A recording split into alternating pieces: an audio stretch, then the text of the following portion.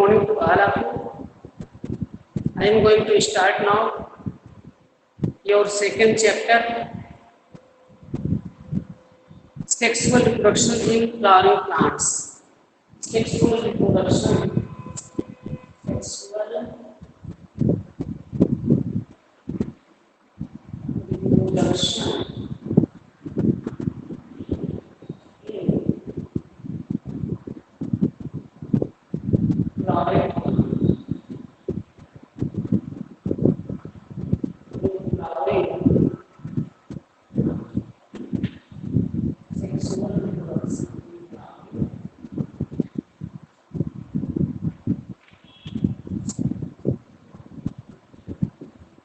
It is your lesson name is sexual reproduction in flowering plants. हम लोगों ने जो पिछले क्लास में देखा था sexual reproduction in flowering plants में हमने आपको ड्रा करने को दिया था एक figure 2.1 the name is a diagrammatic representation of LS of a flower. अगर आप एनसीईआरटी आपके पास है, वैसे तो आप एनसीईआरटी लेकर के बैठे नहीं क्लास में, एनसीईआरटी में आप पेज नंबर 20 पर देखेंगे फिगर 2.1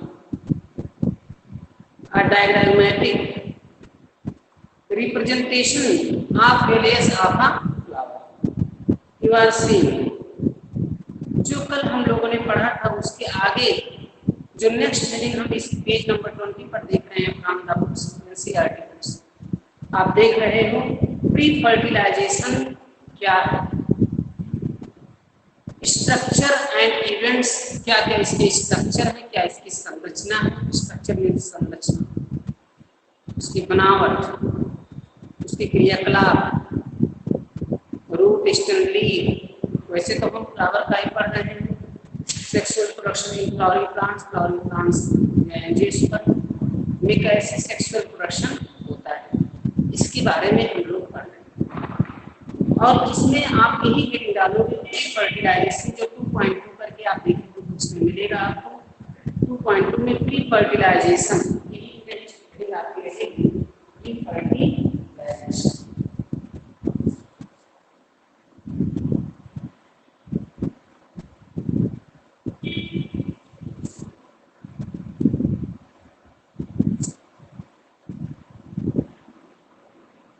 प्लांट्स इसमें आता है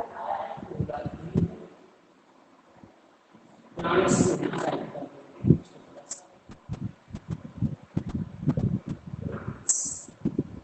ओके। हाँ, heading is pre fertilization, pre fertilisation.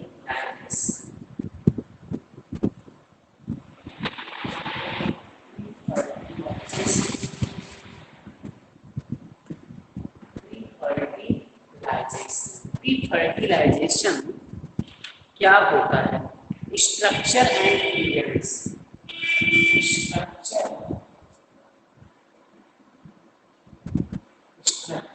And event, इसके स्ट्रक्चर और इवेंट्स क्या होते हैं, इसी के बारे में हम पढ़ेंगे। आज हम इसी के बारे में पढ़ेंगे। ये होता क्या है, इसमें आप जानते हो सबसे पहले स्टामेन, कल के फिगर में आपने देखा था स्टिग्मा, एंथर देखा था ना, पेटल, सेपल, ओवरी, स्टाइल, कल आपने देखा था ना। इसमें पहला आपका जो था स्टामेन था। आज सबसे पहले स्टामेन के ही बारे में पढ़ेंगे। इसमें पहला है तो क्या है स्टामेन।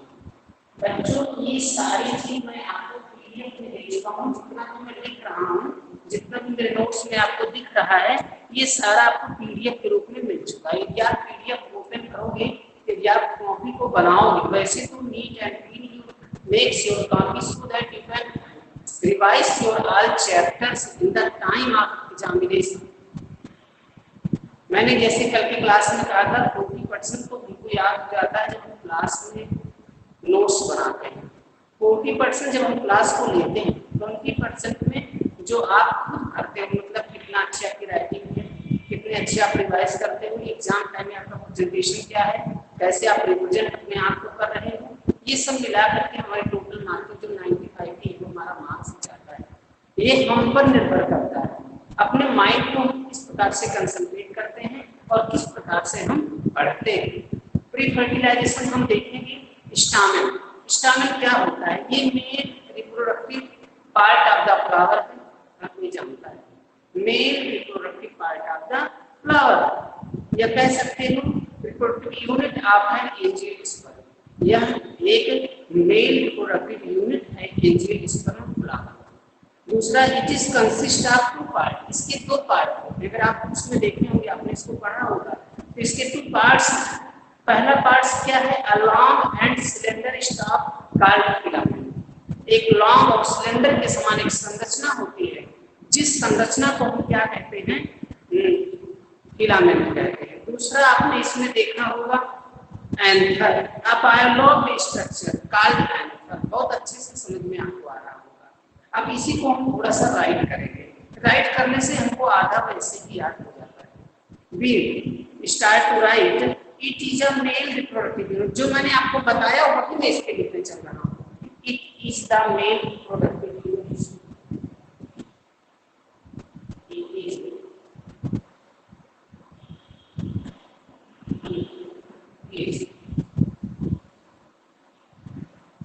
The male reproductive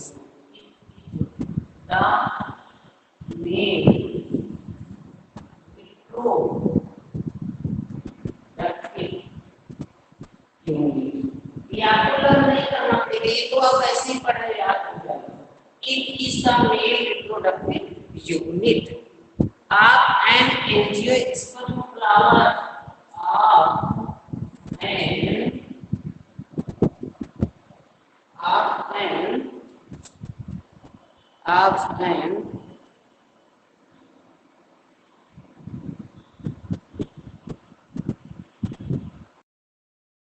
मेरी आवाज को सुन पा रहे हैं?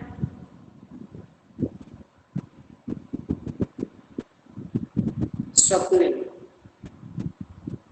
Okay, very very thanks.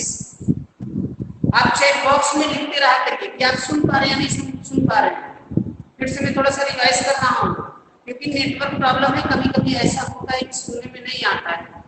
तो आप मुझे इसे बताते रहा करोगे तो मैं समझ जाऊंगा। ओके, आप रिवाइजिंग। हाँ, chapter two sexual reproduction in flowering plants, इसमें प्री फर्टिलाइजेशन स्ट्रक्चर इवेंट्स, ये हमारी हेडिंग थी जो हमने पेज नंबर 20 पर देखा था एनसीईआरटी बुक्स में। इसमें पहला था जो पार्ट है स्टामेन, जो फ्लावर का स्ट्रक्चर में जो पार्ट था स्टामेन का, जो मेल फ्लावर प्रोडक्टिव पार्ट होता है, इसी के बारे में मैंने लिखा है कि इस द मेल रिप्रोडक्टिव यूनिट, या एक मेल रिप्रोडक्टिव यूनिट है। आप एंजियोस्पर्म फ्लावर, एंजियोस्पर्म फ्लावर की यह एक मेल रिप्रोडक्टिव यूनिट है। अब तो समझ में आ गया स्टामेन क्या है। मैंने बताया ना कि 2017 के एग्जाम में आया था स्टामेन, टाइप्स ऑफ स्टामेन आया था, ये इससे क्वेश्चन। मेल रिप्रोडक्टिव यूनिट है किसकी? एंजियोस्पर्म। ये भी पूछ सकता है which mail reproductive unit stamen is. Multiple choice में आपको दे सकता है। आप जानते हो ना यूनिट फर्स्ट में आपका यही लेसन आ रहा है। मैंने कल के सिलेबस में आपको बताया भी था चैप्टर फर्स्ट नहीं आ रहा है, इसीलिए मैंने चैप्टर फर्स्ट को वहां से छोड़ करके मैं चैप्टर 2 पर आ गया। ये भी मैंने आपको कल में ही भेजा था, कल बताया भी था, और आप देखोगे तो पीडीएफ में मिलेगा। और यदि आप मेरे यूट्यूब चैनल पर देखोगे तो वहां भी आपको वीडियोज ये सारी मिले पड़ेगी। मतलब जैसे आप रिकॉर्डिंग नहीं कर रहे हो या रिकॉर्डिंग वीडियो चाहिए तो आपको उसमें मिल जाएगा। और मैं आपसे रिक्वेस्ट कर रहा हूँ तो आप उसको सब्सक्राइब करिए, बेल आइकॉन की बेल जो है आप उसको दबाइए, ताकि आपको नए नए नोटिफिकेशन मिलते रहे। Okay, next, it is the male reproductive unit of an angiosperm flower. Clear है? It consist of two parts, इसके दो पार्ट्स हैं। कौन से? A long and cylinder style filament, एक लंबा सा और सिलेंडर नुमा संरचना होती है, इसी स्ट्रक्चर को हम क्या कहते हैं? नेक्स्ट है अ बायोलॉग स्ट्रक्चर कॉल्ड एंथर। और जो बायोलॉग स्ट्रक्चर होता है, दो तरफ से घिरा हुआ जो स्ट्रक्चर होता है, इसी को हम बाय लॉ, अगर हम इसके फिगर को देखें, अभी हम फिगर आपका बना देंगे, वैसे आप एनसीईआरटी देखोगे पेज नंबर 22 पर आपको मिलेगा, देखोगे ना तो आपको मिल जाएगा क्या होते हैं। अगला पॉइंट,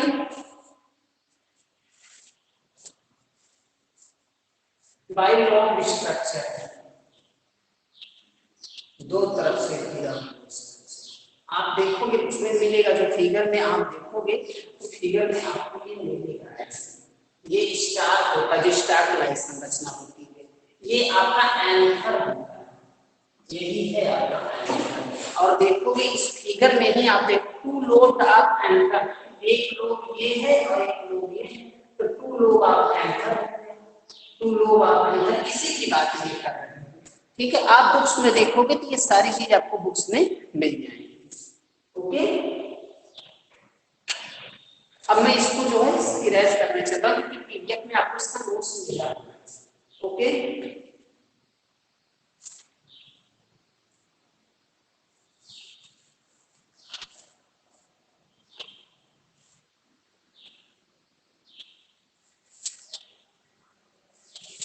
क्या आप मेरी आवाज को सुन पा रहे हैं? स्टामिन में जो हमने बताया आपको समझ में आ गया है?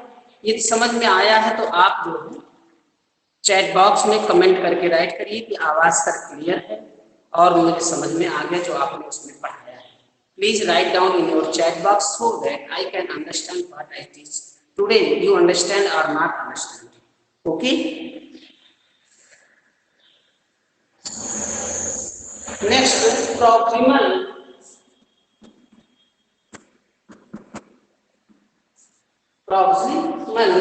end of filaments which attach, end of filament is attached, end of filament is attached to the thallus, to the thallus. You are seeing the anther is usually bilobed, the anther is usually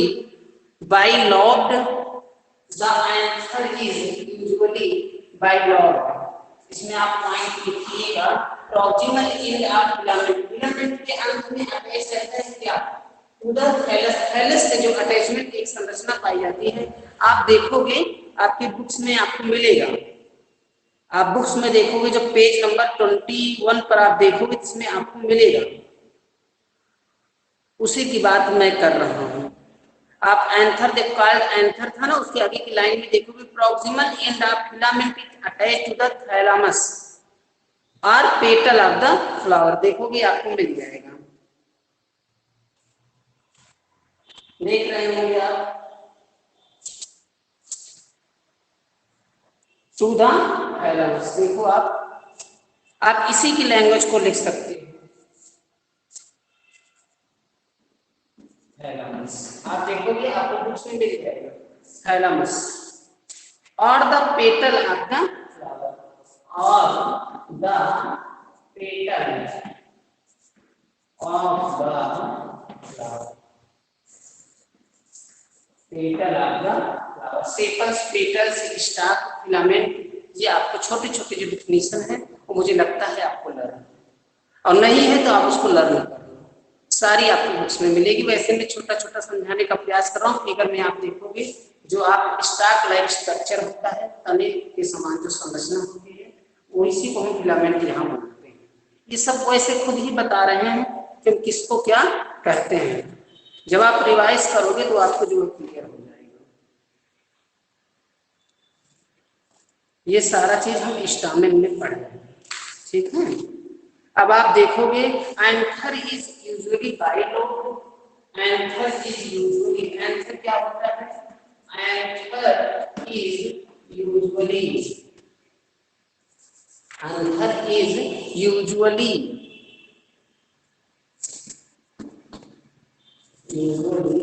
bilobe, मैंने अभी बताया था ऊपर bilobe होता है, दो तरफ से घिरी हुई संरचना होती है, आपने देखा था।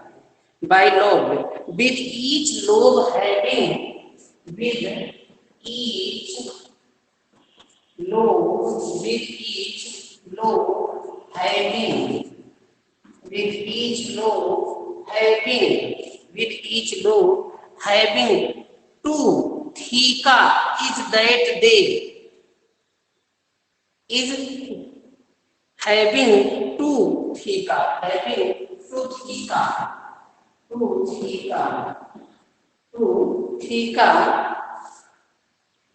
is that they are dithysious is that I they are is that they are dithycus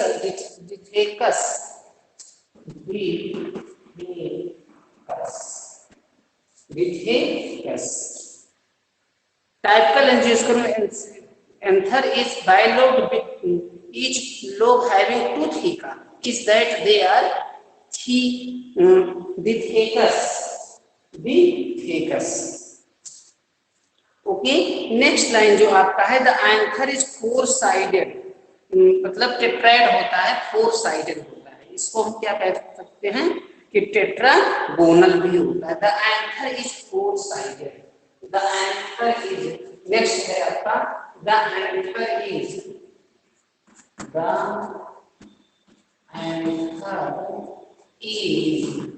four sided. कितने साइड है उसमें, आपने देखा था ना, चार साइड होती है, वही कह रहे हैं anther is four sided tetragonal. आप देखकर लिखोगे टेट्रागोनल, क्या होता है, टेट्रागोनल होता है, ठीक है।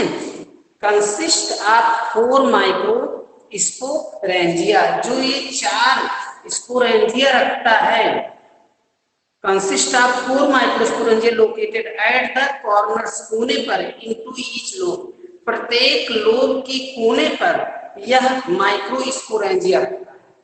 प्रत्येक लोब के किनारे आप देखोगे माइक्रोस्पोरेंजिया ये रखता है। इसी माइक्रोस्पोरेंजिया के बारे में आपको आगे पढ़ना है, इसी माइक्रोस्पोरेंजिया के बारे में आपको पढ़ना है। कंसिस्ट ऑफ फोर माइक्रोस्पोरेंजिया, आप राइट कर सकते हो इसको, कंसिस्ट ऑफ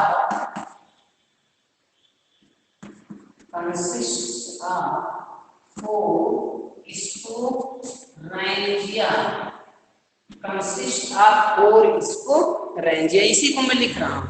ये माइक्रोस्पोरेंजिया होता है, माइक्रो मींस छोटा, माइक्रोस्पोरेंजिया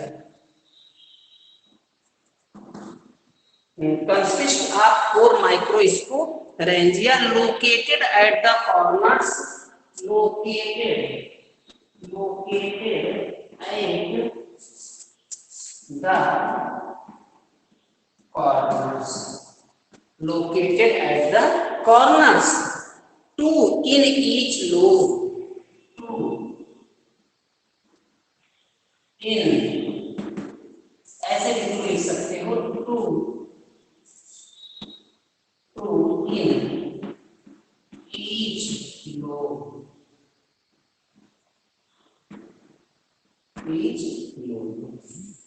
स्ट्रक्चर ऑफ माइक्रोस्पोरेंजिया, जिसको हम लोग कल पढ़ेंगे।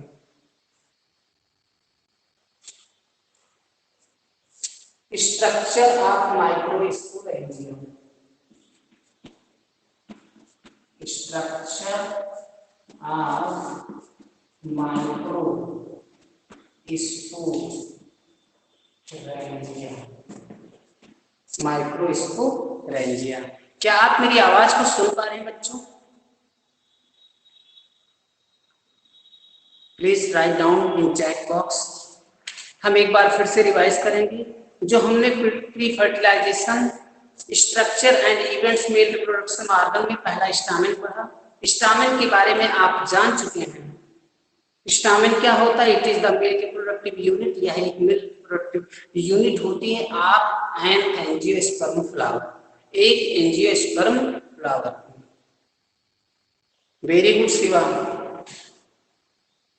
Shiva your chatting is very good and I am very glad to you, you are chat very well at this way you all to chat, आप सभी लोग चैटिंग कर सकते हो, आप सभी लोग कुछ पूछ सकते हो, आप सभी लोग वॉइस की प्रॉब्लम बता सकते हो, आप लोग जो ना समझ में आ रहा हो उसको बता सकते हो, जो भी क्वेश्चन आपके मन में हो आप सब लोग पूछ सकते हो। ओके, आगे है it consist of two parts, इसके दो पार्ट्स होते हैं जैसे कि मैंने अभी देखा।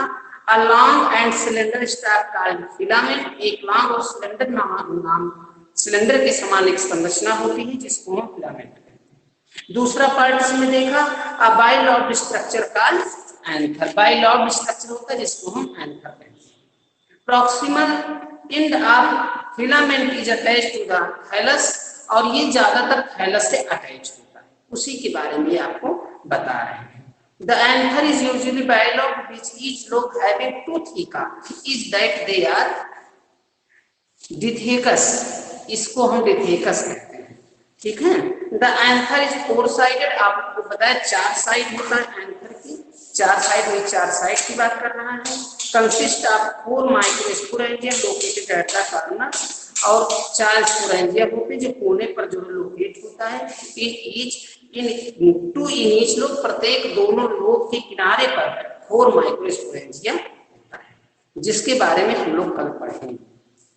आप सब लोग कम से कम दो पेज 21-22, ये दो पेज तो कम से कम आप पढ़ के भी आओगे, और जो फिगर है 2.3 इस फिगर को ड्रॉ करके आओगे, 2.3 और 2.4 इस फिगर को ड्रॉ करके आओगे। आप पेज नंबर 21, 22, 23 ये तीन पेज पढ़ के आओगे और फिगर को ड्रॉ करके आओगे नेक्स्ट क्लास में, so that you can understand, ताकि आप समझ सको। I hope that you will understand what I teach today. Thank you. That's all.